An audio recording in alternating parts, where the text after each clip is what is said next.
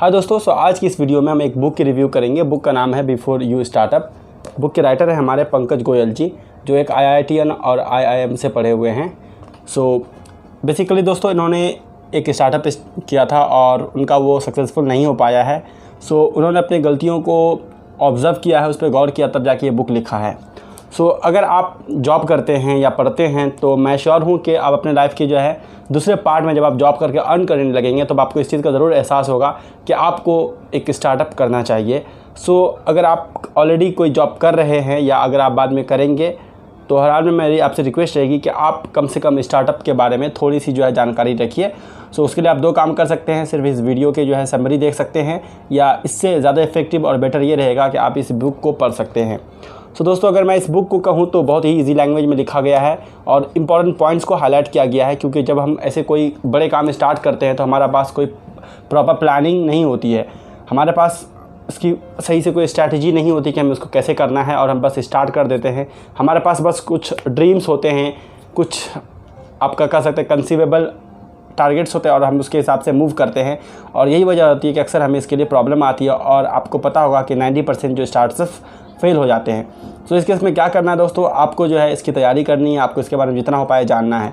Basically अगर आप इस बुक को पढ़िएगा तो कहीं ना कहीं आप ये कन्विंस हो सकते हैं कि आपको स्टार्टअप नहीं करना चाहिए, क्योंकि मतलब एक तरह से कुछ लोग इसको ये भी कह सकते हैं कि बहुत नेगेटिव पॉइंट ऑफ व्यू से लिखा गया है, जिस बात से मैं बिल्कुल भी एग्री नहीं कर सकता हूँ, क्योंकि रियलिटी है दोस्तों कि स्टार्टअप ज़्यादातर नाकाम होते हैं। उसको यहाँ पर बताया गया कि कितना मुश्किल होता है और कितना आपको उसके लिए मेहनत करनी पड़ेगी अगर आप चाहते हैं कि आपका स्टार्टअप सक्सेसफुल हो। बेसिकली दोस्तों, यहाँ पर जो राइटर ने बहुत सारी चीज़ों को बताया है, लेकिन मैं आपको 3-4 चीज़ें मैं यहाँ से बताना चाहूँगा कि अगर आप स्टार्टअप करना चाहते हैं, आपका ऑलरेडी प्लानिंग है, तो अब अपने सबसे जो इम्पोर्टेंट पॉइंट है, पॉइंट नंबर 1, आप जो अपने वाई पे फोकस कीजिए कि आपकी स्टार्टअप क्यों करना चाहते हैं। अब मतलब आपको अर्न करने का शौक़ है या अपने बॉस से नाराज़ है, आप दूसरे को प्रूव करना चाहते हैं, ये सारी चीज़ें काम नहीं करेगी। आपका वाई बहुत स्ट्रांग होना चाहिए। अभी तक मैं कई सारे ऐसे बुक्स पढ़ा हूँ और हर बुक में जो कहीं ना कहीं आपको फोकस मुझे देखने को जो मिला है वो वाई पे मिला है कि आपका वाई क्या है। वाई आपका स्ट्रांग होना चाहिए और लॉजिकल होना चाहिए, रैशनल होना चाहिए। बस ऐसे नहीं कि कुछ इमोशनल है या कोई एग्जॉटिक है जिसका कोई ख़ास मतलब ही नहीं बनता है। आपको क्या करना पड़ेगा, आपको वाई को क्लियर करना पड़ेगा, आपको अच्छा से जानना पड़ेगा, उस पर फोकस करना पड़ेगा। और जब दोस्तों आपका वाई लगेगा आपको चलो ठीक है, कंसीवेबल है, सही है, तब आपको पॉइंट नंबर 2 की तरफ बढ़ना पड़ेगा दोस्तों, कि आपको बिज़नेस आइडिया को कैसे जनरेट कर सकते हैं, इसकी तरफ सोचना पड़ेगा। दोस्तों, बिज़नेस आइडिया को जनरेट करने के बहुत ही आसान तरीके हैं और इसको हम हार्ड भी कह सकते हैं, क्योंकि आपको अच्छा से इसको सही से सोचना है। सबसे इंपॉर्टेंट चीज़ दोस्तों बिज़नेस आइडिया को जनरेट करने के लिए है कि आपको लोगों से मिलना पड़ेगा, लोगों से बात करनी पड़ेगी, नए नए लोगों से आप मिलते रहिएगा। कॉलेज में, जॉब में, तो उनसे मिलिए, उनसे बात कीजिए, उनके आइडियाज़ को देखिए। स्पेशली जो लोग एंटरप्रेन्योर टाइप के होते हैं, एंटरप्रेन्योरशिप में जो इंटरेस्टेड है या कर रहे हैं, आप उनसे मिलिए, बात करिए, क्योंकि इंटरेक्शन से जो था बहुत सारी चीज़ें हम सीखते हैं। और दोस्तों उसके अलावा दूसरा पॉइंट ये है, स्टार्टअप का समझ लीजिए मेन रूट है दोस्तों कि आपको पेन पे फोकस करना है। आप सोचिए कि इतने सारे कंपनीज़ जो बन रही है, कहीं ना कहीं वजह क्या होती है इन सब की वजह सिर्फ इतनी होती है कि इंसान के लाइफ में कोई प्रॉब्लम होती है, उसको सॉल्व करना टारगेट होता है। सपोज़ कीजिए जैसे मैं अमेज़ॉन की बात करता हूँ, या ऑनलाइन जो आपका जो जितने भी कंपनीज़ है, ऑनलाइन बिज़नेस है, कहीं ना कहीं क्या है, इंसान को जो पेन जो था, प्रॉब्लम थी, आपको मार्केट जाके सामान खरीदना पड़ता था, समय वगैरह वेस्ट होता था, आपको उसको क्या किया, उसको रिजॉल्व किया उस इशू को। तो इस तरह से क्या हुआ दोस्तों, ये स्टार्टअप कामयाब हुए। उसके अलावा दोस्तों आप जो है अपने इंटरेस्ट पे फोकस कर सकते हैं। जैसे मान लीजिए मुझे बुक पढ़ना ज़्यादा अच्छा लगता है, तो मुझे इसके जो रिलेटेड चीज़ें मुझे इस पर देखना पड़ेगा। या समझ लीजिए लोगों से इंटरेक्शन मुझे बहुत ज़्यादा अच्छा लगता है, लोगों से बात करना। क्या है, कम्युनिकेटिव टाइप की जो चीज़ें हैं मुझे उस पर फोकस करना पड़ेगा। आपको भी क्या करना पड़ेगा दोस्तों, इस तरह से चीज़ों को एनालाइज़ करना पड़ेगा। इसके अलावा दोस्तों आप ये कर सकते हैं, ट्रैवल कर सकते हैं, ऑनलाइन आप रिसर्च कर सकते हैं कि देखिए बिजनेसेस क्या होते हैं, कैसे होते हैं, नए नए बिजनेसेस के अपॉर्चुनिटीज़ क्या आ रहे हैं, और इस तरह से आपके पास क्या होंगे, आइडियाज़ रहेंगे। इससे दोस्तों सिर्फ आइडियाज़ जनरेट होगा। तो थर्ड पॉइंट आएगा दोस्तों कि आपको क्या पड़ेगा, आइडियाज़ जनरेट किए हुए आपको इवैल्यूएट करना पड़ेगा। दोस्तों आप अपने बिज़नेस को 5 तरह से इवैल्यूएट कर सकते हैं। नंबर 1, आपके जो भी प्लान है, बिज़नेस प्लान है दोस्तों, आप उसको राइट डाउन कीजिए, उसको लिखिए।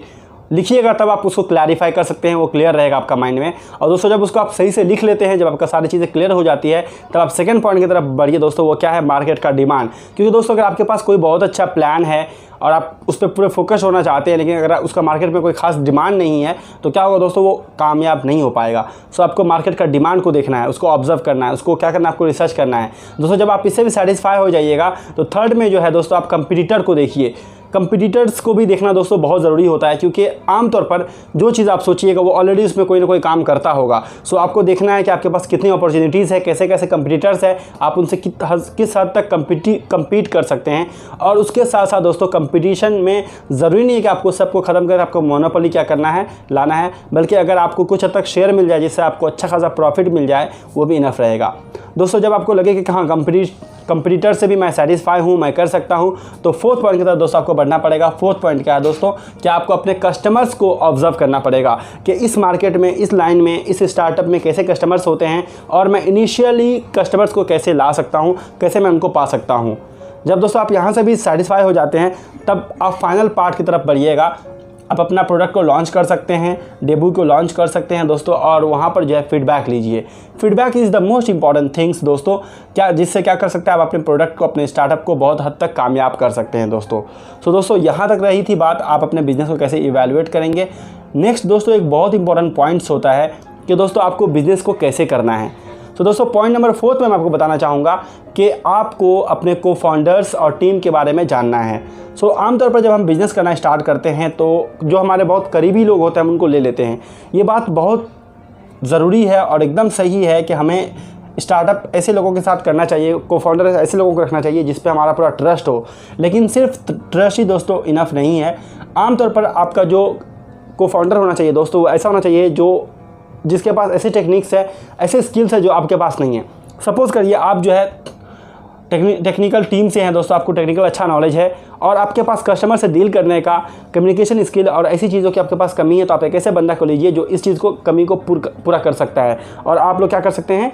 मिला के चल सकते हैं। लेकिन दोस्तों उससे भी ज़रूरी है कि आप शुरू में अपने गोल को क्लैरिफाई कर लीजिए, आप उनको बता दीजिए। क्योंकि क्या होता है, आपका दिमाग में कभी कभी कुछ और चलते रहता है और आपके जो को फाउंडर होते हैं उनके दिमाग में कुछ और चलते रहता है। और ज़रूरत पड़े तो आप लोग एक दूसरे को टर्म एंड कंडीशन के साथ उसको लिख भी लीजिए और सब सारी चीज़ें एकदम क्लैरिफाई रखिए। इवन कितना शेयर रहेगा दोस्तों उसको भी आप क्लैरिफाई कर सकते हैं। सपोज़ कीजिए आप मेन को फाउंडर है, आपका आइडिया है, तो ज़रूरी नहीं कि आपको 50-50 देना है, बल्कि आप 30 और 70 का कर सकते हैं, लेकिन आपको पहले इसको क्लैरिफाई कर देना पड़ेगा। और उसके अलावा दोस्तों एक चीज़ को आमतौर पर इग्नोर किया जाता है, एम्प्लॉयज़ को। याद रखिए एम्प्लॉयज़ सबसे बड़ा आपका एसेट है। ह्यूमन रिसोर्स से दोस्तों ज़्यादा इंपॉर्टेंट कुछ नहीं है। आप अपने एम्प्लॉयज़ पे फोकस कीजिए। अगर आप एक अच्छी टीम बनाने में कामयाब होते हैं तो आपका स्टार्टअप का कामयाब होने का बहुत हद तक चांस होता है दोस्तों। और दोस्तों फाइनली जो मेरा लास्ट पॉइंट है दोस्तों आपको, कि जब आप अपना बिजनेस को स्टार्ट करते हैं तो शुरू के दिनों में आपके 5 प्रायोरिटीज़ होने चाहिए दोस्तों। 5 प्रायोरिटीज़ क्या है दोस्तों? नंबर 1 टाइम दोस्तों। टाइम आपके लिए बहुत इंपॉर्टेंट रहेगा। एक साल में आपका टारगेट होना चाहिए। आपको कुछ क्लाइंट्स पकड़ने पड़ेंगे, आपका ये टारगेट होना चाहिए। उसके अलावा दोस्तों आपके पास जो है कस्टमर्स है दोस्तों, कस्टमर्स भी आपको चाहिए अच्छा खासा। दोस्तों आपका प्रोडक्ट, आपका मेन चीज़, आपका मेन जो समझ लीजिए तो पावर जो आपकी होगी वो क्या है? आपका प्रोडक्ट कैसा हो रहा है, नहीं हो रहा है, कितना सक्सेस हो रहा है, लोग उसको कितना पसंद कर रहे हैं, फीडबैक कैसे आ रहे हैं, आपको उसको देखना है दोस्तों। उसके अलावा दोस्तों लास्ट में है, 4th पॉइंट है दोस्तों कैश। क्योंकि दोस्तों आप स्टार्ट के स्टेज में रहिएगा तो उस वक्त क्या रहेगा? हमेशा आपके पास जो है कैश कम रहेगा। सो आपको कैश के बारे में भी देखना है। जितना हो पाए आपको क्या करना पड़ेगा दोस्तों? इकोनॉमिकल होना है। आपको अपने पैसे को बचाना है, कम से कम जहाँ पर हो पाए खर्चा करने की ज़रूरत है वहाँ पे आप करिए। अगर आपका कोई प्लानिंग है फिलहाल घर वगैरह लेने का तो आप उसको रोकिए, बल्कि आप कहाँ पे फोकस कीजिए? आप पूरा का पूरा अपना स्टार्टअप पे फोकस कीजिए। और दोस्तों आखिर जो है दोस्तों वो कौन है दोस्तों? 5th पॉइंट है दोस्तों आपसे आपका स्टार्टअप, आपकी ज़िंदगी, आपकी फैमिली, सारी चीज़ें हैं दोस्तों। सो कहीं ना कहीं आपको खुद पे फोकस करना है। इतने ज़्यादा तनाव में मत पड़ जाइए कि आप सातों दिन काम कर रहे हैं, आपके पास रेस्ट बोल की कोई चीज़ नहीं, आप एक ज़ॉम्बी बन जा रहे हैं, बल्कि आप चीज़ों को एंजॉय कीजिए।